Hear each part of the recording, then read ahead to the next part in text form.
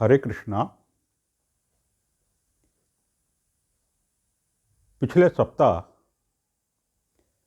मैंने आपको एक कहानी सुनाई थी कि भगवान किस प्रकार से अपने भक्तों की आवश्यकताओं को पूरा करते हैं, अपने भक्तों का ध्यान रखते हैं हर प्रकार से। शर्त यही है कि भगवान की अनन्य भक्ति हो, भक्त भगवान की अनन्य भक्ति में लीन हो, यही एक शर्त है। इसके साथ साथ मैंने भगवत गीता के 9वें अध्याय का 22वां श्लोक भी सुनाया था, जिसमें भगवान ने बिल्कुल साफ शब्दों में कहा है कि जो अनन्य भाव से मेरी भक्ति करता है, मैं उसकी सभी आवश्यकताओं की पूर्ति करता हूँ और जो उसके पास है उसकी रक्षा करता हूँ। आज भी मैं आपके लिए इसी तथ्य पर आधारित एक और कहानी लेकर के आया हूँ। इस कहानी में भी हम देखेंगे कि भगवान ने किस प्रकार से अपने भक्त की सहायता की। तो हुआ यूं कि वृंदावन में एक व्यक्ति रहता था। बिहारी जी का भगत था, बहुत बड़ा भगत था बिहारी जी का। प्रतिदिन सुबह शाम हर समय, प्रतिदिन गर्मी हो, सर्दी हो, बरसात हो, आंधी हो, तूफान हो, सुबह शाम दोनों वक्त बिहारी जी के दर्शन करने जाता था मंदिर में। जो सेवा बन सकती थी बिहारी जी की सेवा करता था। व्यवसायी था, अपना जो व्यवसाय था उसका बड़ी ईमानदारी से अपना व्यवसाय करता था और बिहारी जी का कार्य समझ करके ही सारा काम करता था। अनन्य भक्त था बिहारी जी का, हर समय उसकी जबान पर बिहारी जी का ही नाम रहता था।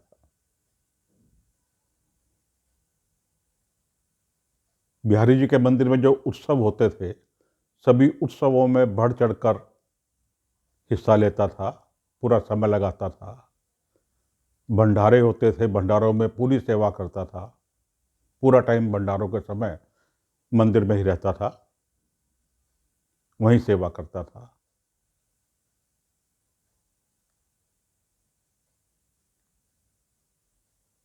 शादी हुआ था, बच्चे थे।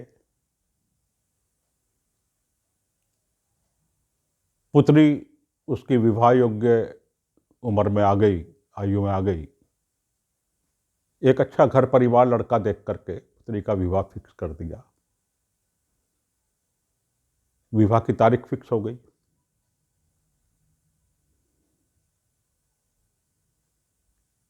सारी तैयारी घर में शादी की चल रही थी, सारा अच्छे तरीके से सब कुछ चल रहा था। जिस दिन उसकी पुत्री का विवाह था, उसी दिन बिहारी जी के मंदिर में एक भंडारे का आयोजन कर दिया गया।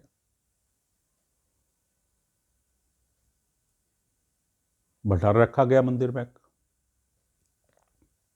अब वो क्योंकि हमेशा बिहारी जी के हर कार्य में पूर्ण रूप से शामिल होता था, सेवा करता था, विशेषकर भंडारों के समय तो वो पूरा समय वहीं लगाता था और भंडारे में पूरी सेवा करता था। सभी पुजारी, मुख्य पुजारी सभी उसको जानते थे। तो जो मंदिर के मुख्य पुजारी थे, उन्हें इस बात का ध्यान नहीं रहा कि जिस दिन भंडारा है उस दिन इसकी पुत्री का विवाह है।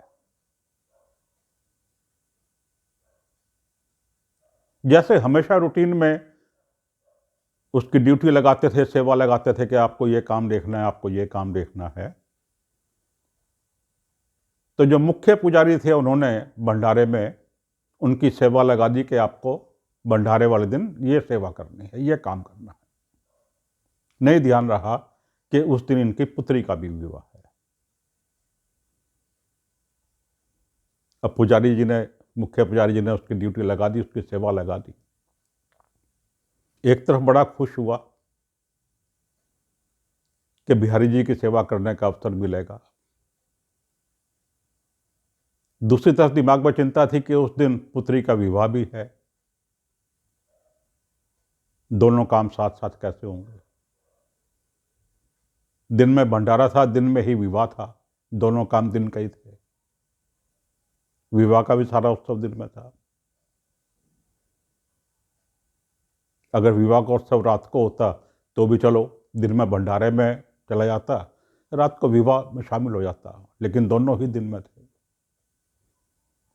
बड़ी समस्या में, असमंजस में पड़ गया कि अब मैं क्या करूं। एक तरफ बिहारी जी की सेवा है और दूसरी तरफ पुत्री का विवाह,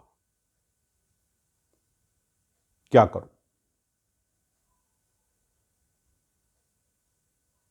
उसे सोचा कि बिहारी जी ही हैं जो सब कुछ करने वाले हैं।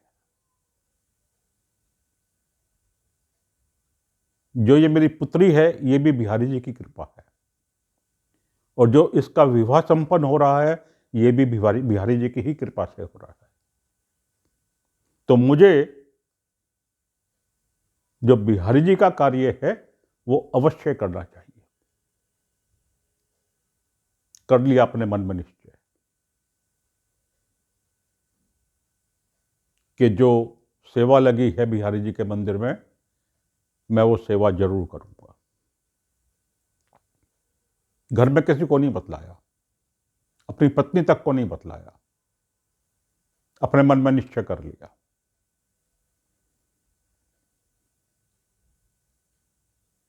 विवाह का दिन भी आ गया।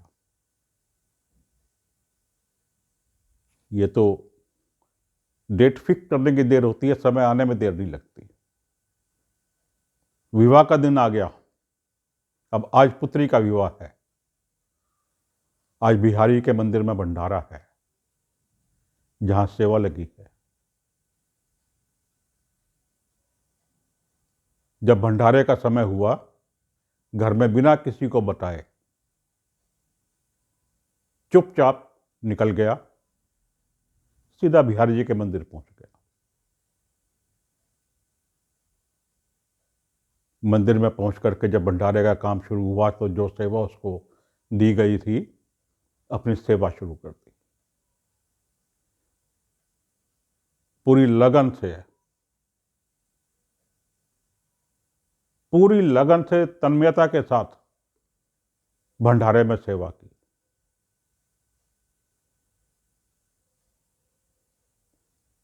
भंडारा थोड़ा लंबा चल गया, शाम को देर हो गई।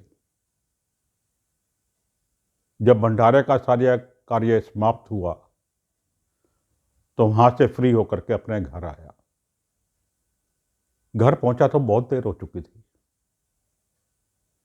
विवाह संपन्न हो चुका था, पुत्री विदा हो चुकी थी। बड़ी परेशानी हुई दिमाग में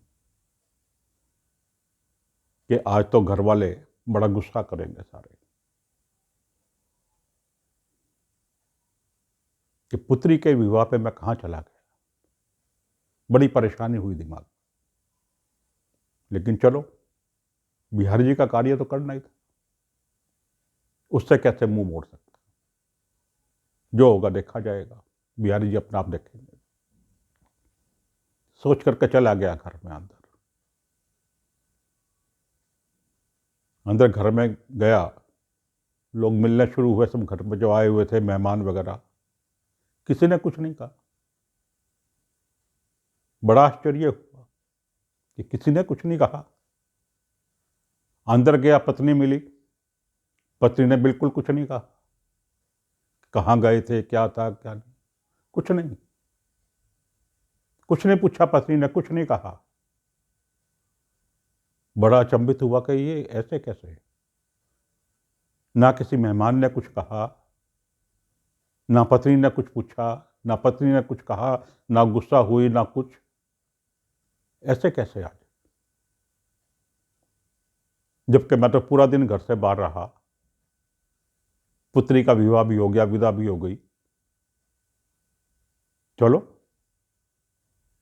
बिहारी जी की कृपा है, बिहारी जी के काम से ही किया था, उनकी कृपा है। लेकिन मन में एक प्रश्न तो बना रहा, एक सवाल बना रहा, क्वेश्चन क्रिएट हो गया, ऐसे कैसे? किसी ने कुछ नहीं कहा, जैसे कुछ हुआ ही नहीं है।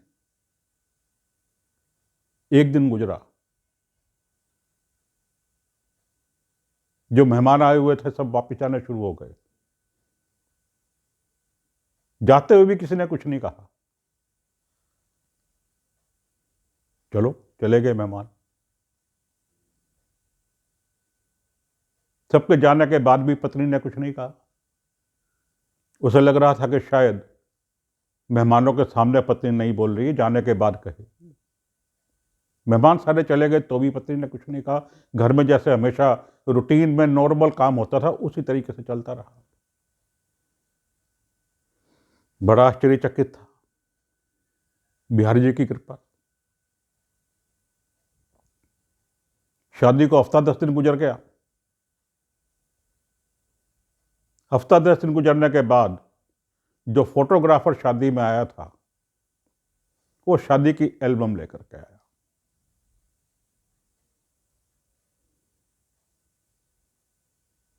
शादी की एल्बम लेकर के जब फोटोग्राफर आया और एल्बम देकर के गया, उस भक्त ने एल्बम खोली, फोटो देखे और चौंक गया, बुरी तरह चौंक गया। आंखों से अश्रुधारा बहने लगी, भाव विवल हो गया। क्यों? क्योंकि उसने देखा कि सभी फोटोओं में वो स्वयं है। विवाह के सभी कार्यों में हिस्सा ले रहा है, हर प्रकार से जो भी कार्रवाई है सब में शामिल है। बड़ा आश्चर्य हुआ कि मैं तो मंदिर में था, बिहारी जी की सेवा में था,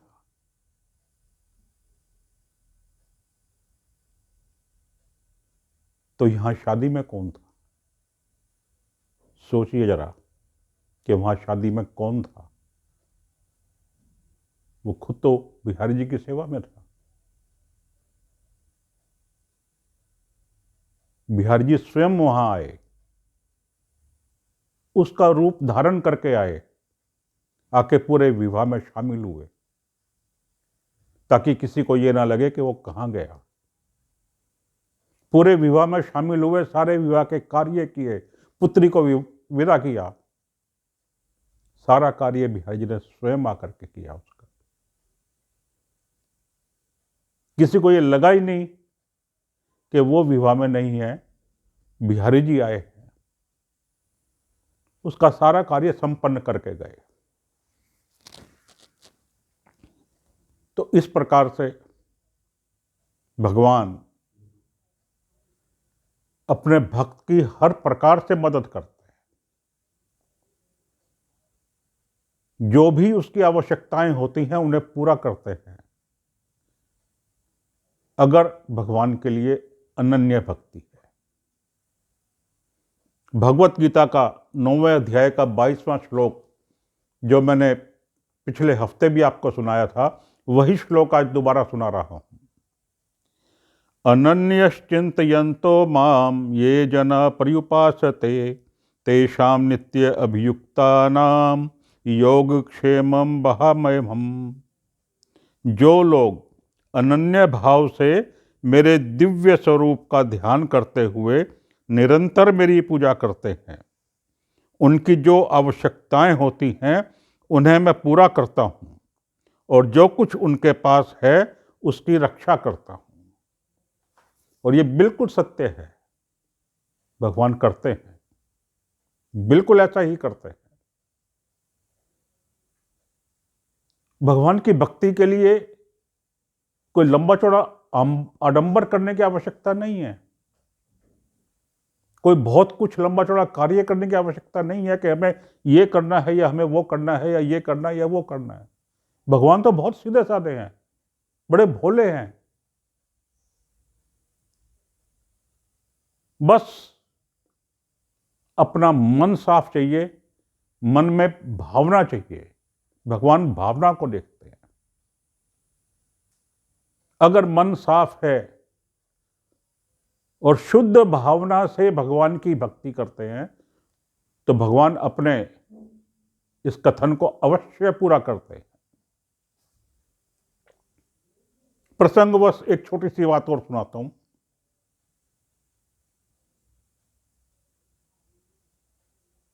एक किसान था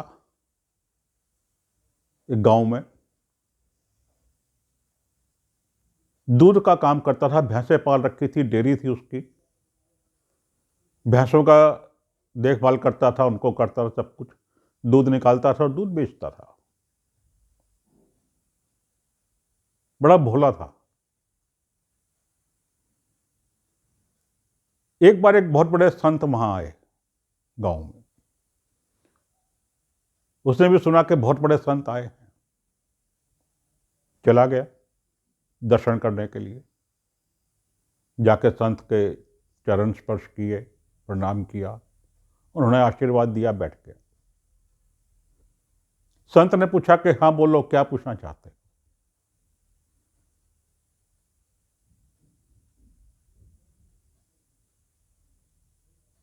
बोलो क्या पूछना चाहते हो? उसने कहा कि भगवान का रूप कैसा है? संत ने कहा कि तुम सबसे ज्यादा किससे प्यार करते हो? अब वो तो गवाला था, वैसे पालता था, दूध का काम करता था, डेयरी थी। उसने कह दिया मैं महिष को प्यार करता हूं। महिष, महिष का मतलब है भैंस, और महिष का मतलब है रानी, महिषी। संत ने समझा कि ये रानी के बारे में कह रहा है। संत ने कहा कि ठीक है, महिष ही भगवान का रूप है।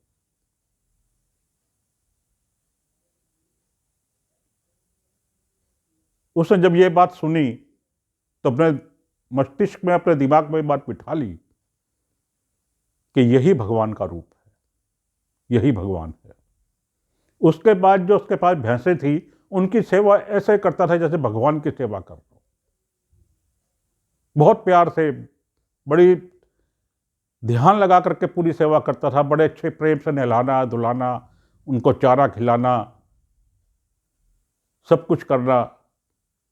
वहीं बैठ करके दूध बेचता था, आते थे लोग दूध ले जाते थे, वहीं बैठे हुए भैंसों के पास ही बैठा रहता था, वहीं उनको देखता रहता था। उनमें ही भगवान का रूप मानता था कि यही भगवान है। उन्होंने संत ने कहा है कि ये भगवान है, तो यही भगवान है। 24 घंटे रम गया वो उसी में ही।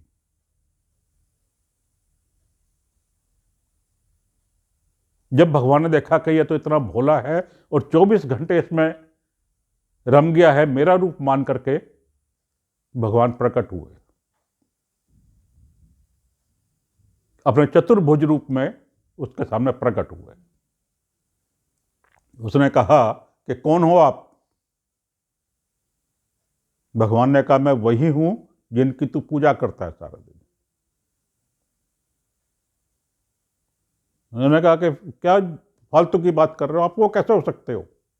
आपके तो देखो 4 हाथ हैं, इतना सब कुछ है, गदा है, चक्र है, आपके हाथ में इतना सामान है, आप कैसे हो सकते हो?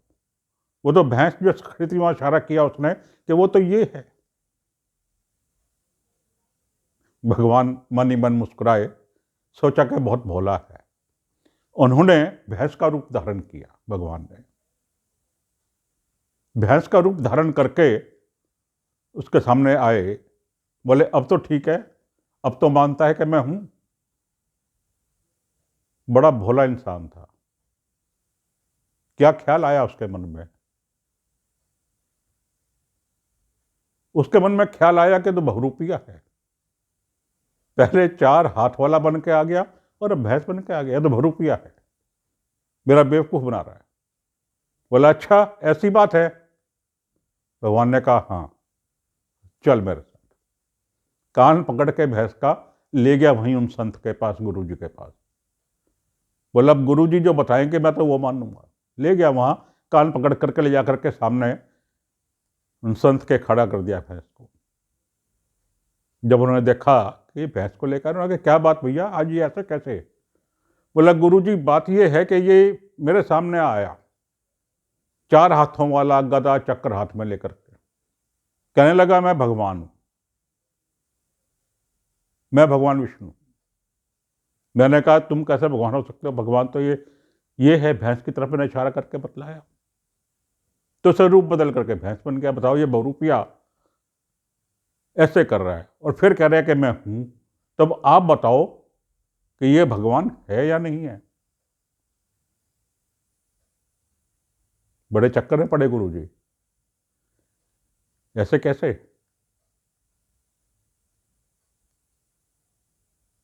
सोचते रहे, दिमाग में एक युक्ति आई।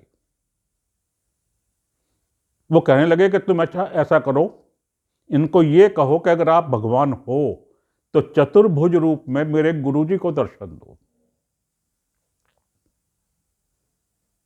उसने कहा ठीक है।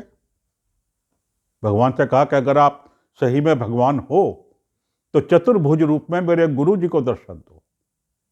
प्रकट हो गए भगवान, चतुर्भुज रूप में गुरुजी के सामने वहीं प्रकट हो गए। जब गुरुजी ने साक्षात भगवान विष्णु को अपने सामने खड़े देखा, तुरंत पांव पकड़ लिए, तुरंत भगवान के पांव पकड़ लिए कि भगवान क्षमा करें कि मैंने इसको कहा कि आपकी परीक्षा लेने के लिए, मुझे क्षमा करें। विष्णु जी ने कहा तथास्तु, चले गए। अब गुरु जी ने उसके पांव पकड़ ली। सच्चा भगत तो तू है, तेरे कारण आज मुझे भी भगवान विष्णु के दर्शन हुए, भगवान के दर्शन हुए। तो इस प्रकार से भगवान की भक्ति के लिए कोई लंबा चौड़ा आडंबर करने की कोई आवश्यकता नहीं है। एक ही चीज चाहिए, साफ मन से श्रद्धापूर्वक भगवान की अनन्य भक्ति। भगवान उसी में प्रसन्न है।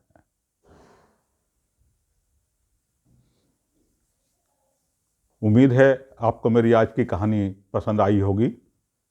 कृपया लाइक का बटन अवश्य दबाएं। चैनल को यदि अभी सब्सक्राइब नहीं किया है तो कृपया करके सब्सक्राइब करें। अपने मित्रों और संबंधियों को भी फॉरवर्ड करें ताकि वे भी इन कहानियों का आनंद उठा सकें। हरे कृष्ण।